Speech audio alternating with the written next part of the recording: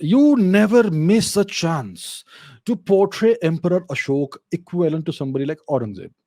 Ashok never fought a single war after Kalinga and was crucial in spreading influence of Buddhism throughout the subcontinent. It is also said he didn't give up on being a devotee of Lord Shiva even after adopting Buddhism. So one cannot hate him on the basis of not being a Hindu. No, no, no, no, no, no, no, no. No, no, no, no, no, Miguel Diaz K. What you say, Miguel? Not the true. It's not true. Come on, what you say? I don't hate Ashok. What makes you say I hate Ashok? I admire the guy. He was somebody worthy of admiration. Think about it. You want to compare Ashok and Aurangzeb? All right, let's do it. Ashok, um, yeah, well, he came to power. He became the emperor of India at the expense of his siblings. It is said apparently that he had 100 of his siblings, brothers or half brothers, etc., killed in order to become emperor, which obviously could be an exaggeration. Maybe he had 10, 20 of them killed. In those days, emperors used to have multiple wives. His father, Bindusar, may have had multiple wives and may have had lots of children. It's possible, yeah. So we know that we know that Ashok was not the crown prince. One of his brothers was the crown prince, and he took over power. He took over power at the expense of his brother and everybody else. Yeah, sure, he did that. Very Machiavellian, right? And then he started following the precepts of Bauddha Dharma, which was at that time a reasonably obscure sect of Dharma. And it is known that he was a very cruel person. He had lots of people tortured, imprisoned, beheaded, killed, etc. He apparently enjoyed cruelty. Chand Ashok, he was called. He had something called Ashok's Hell, which is a prison in which people were tortured. And apparently, he ordered the killing of 18,000 Ajivikas. Yeah, right. People who belong to that particular sect or philosophical school of thought of Hinduism, and so on. Yeah, he was cruel. Okay, we get it. But what is also true is that he unified the entire Indian subcontinent. He made he made the entire region extremely prosperous. There was rule of law, there was discipline, there was rule of law. Uh, he engaged in diplomacy with faraway nations. He spoke about various kings that he was in contact with, Ptolemy of Egypt, certain kings in the West, in parts of Europe, in the Middle East, etc. He sent embassies to all these kings. He spread dharma far and wide. He said that the regions as far as Greece and west of Greece had been conquered by dharma. Right, that's what he said. He also had contacts with. He sent embassies to Swarna Bhumi, which obviously refers to Thailand, to Sri Lanka. He sent his own children, uh, Sangamitra and what's his name, Mahindra, to Sri Lanka, established good relations there, spread dharma, and so on. So he may have been a cruel king to those who posed a threat to him. He may have enjoyed certain sadistic tendencies, but overall, he improved the quality of life and the prosperity of his people.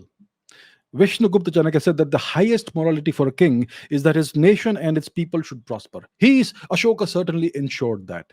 He built far more than he destroyed. He spread dharma far and wide. He built so many schools, viharas, monasteries, temples, whatnot. Right? Yeah, sure. Of course, we cannot condone what he did in Kalinga, the conquest of Kalinga. Lots of more than 100,000 soldiers died in that battle, and I don't know what else he did over there.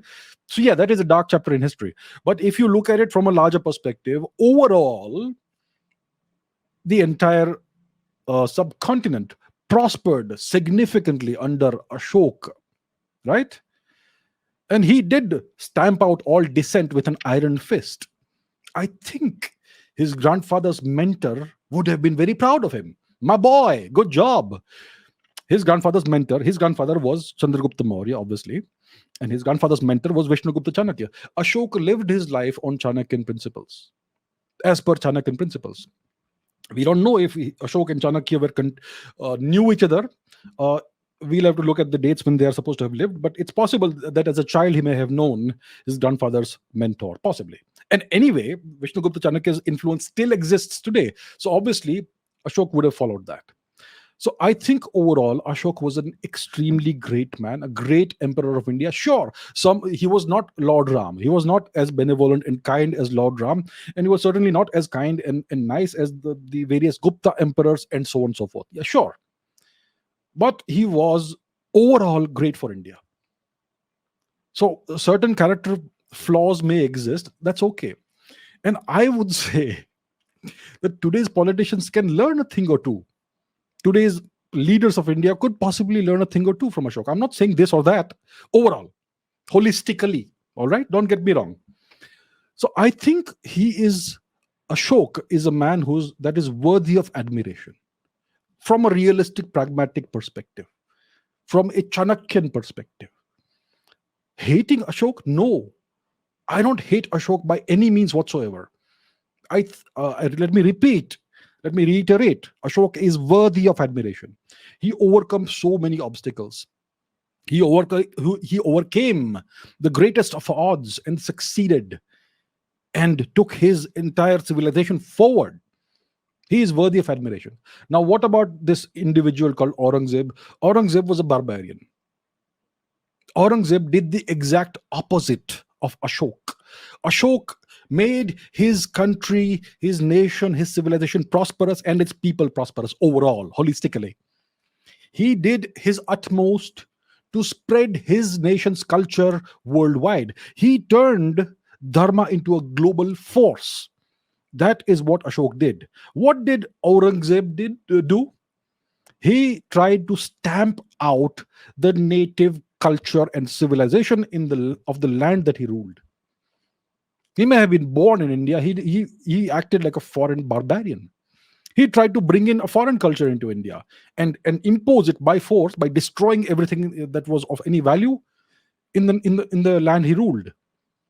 And obviously, we cannot disregard the fact that he indulged in outright genocide in India. And some people will say, "Oh, what's the proof? What's the evidence? Blah blah blah." Well, you don't trust me. Okay, some people say I am this or that or whatever. I cannot be trusted. Well, I suppose you would trust your masters in the US. I suppose you would trust the New York Times. Here's what the New York Times has to say: population control marauder style. Okay, you can look this up online. This is a New York Times infographic, right? It's about the various genocidal barbarians who have ruled various parts of the world. And our dear old Aurangzeb figures very much in this. Where does he figure? Let me enlarge this. Take a look. Aurangzeb, according to the New York Times figures and data, Aurangzeb was responsible for the deaths of 4.6 million Indians. All right? 4.6 million Indians is a genocide. And remember, this is the New York Times, which is very much anti-India. So these figures are obviously extremely conservative figures. To reach the real figures of how many people Aurangzeb would have killed, you have to multiply this by at least 10. So that would bring him in the same category as Mao Zedong. So that's the kind of place that Aurangzeb occupies. Most likely he killed way more Indians than that. All right. So there is no basis for comparing Ashok and Aurangzeb. One was a saint, the other was a devil. Ashok was a saint compared to Aurangzeb.